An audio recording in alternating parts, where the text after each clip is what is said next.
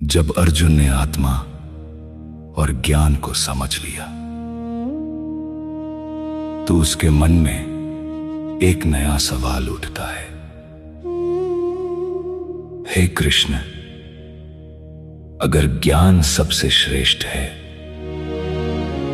तो फिर मुझे कर्म करने के लिए क्यों कहा जा रहा है? यहीं से शुरू होता है भगवद गीता का 3रा अध्याय, कर्मयोग। श्री कृष्ण कहते हैं, इस संसार में कोई भी व्यक्ति एक क्षण भी बिना कर्म के नहीं रह सकता। हर कोई अपने स्वभाव के अनुसार कुछ ना कुछ करता ही रहता है।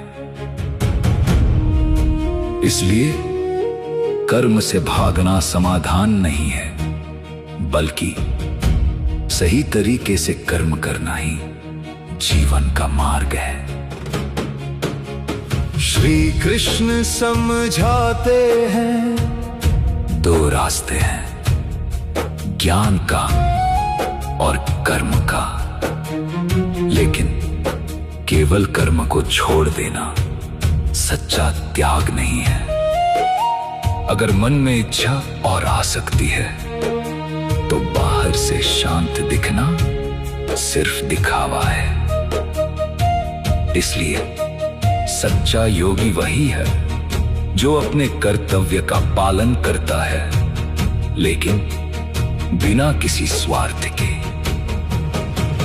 श्री कृष्ण कहते हैं, ऐसा कर्म करो जो केवल कर्तव्य के लिए हो, न कि व्यक्तिगत लाभ के लिए। इसे कहते हैं निष्काम कर्म।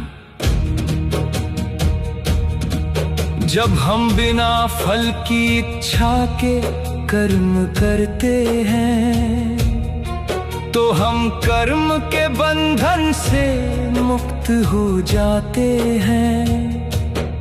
श्री कृष्ण आगे बताते हैं, इस संसार का संतुलन कर्म से ही बना हुआ है। अगर हर व्यक्ति अपना कर्तव्य छोड़ दे तो समाज और व्यवस्था दोनों टूट जाएंगे। इसलिए महान व्यक्ति भी कर्म करते हैं ताकि दूसरे लोग उनसे प्रेरणा लें। श्री कृष्ण कहते हैं, अगर मैं भी कर्म न करूं तो ये संसार नष्ट हो जाएगा। इसलिए कर्म करना जरूरी है, लेकिन अहंकार के बिना। श्री कृष्ण एक और महत्वपूर्ण बात बताते हैं, हर कर्म प्रकृति के गुणों द्वारा होता है, लेकिन अज्ञानी व्यक्ति सोचता है मैं ही सब कुछ कर रहा हूं। यही अहंकार बंधन का कारण बनता है। जब हम समझते हैं कि हम केवल एक माध्यम हैं, तो हमारा अहंकार खत्म हो जाता है और तब हम सच्चे अर्थ में स्वतंत्र हो जाते हैं।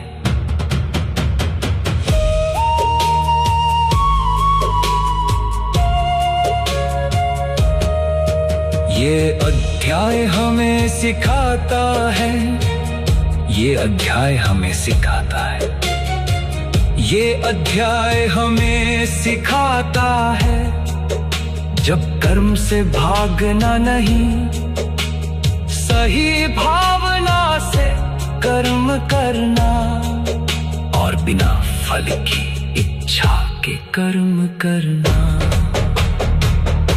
यही है सच्चा कर्म योग। जब हम इस सिद्धांत को अपनाते हैं तो जीवन सरल हो जाता है। और शांत हो जाता है। तो आइए कर्म के इस रहस्य को समझें और अपने जीवन को बेहतर बनाएं। अगले अध्याय में हम जानेंगे ज्ञान और कर्म का गहरा संबंध।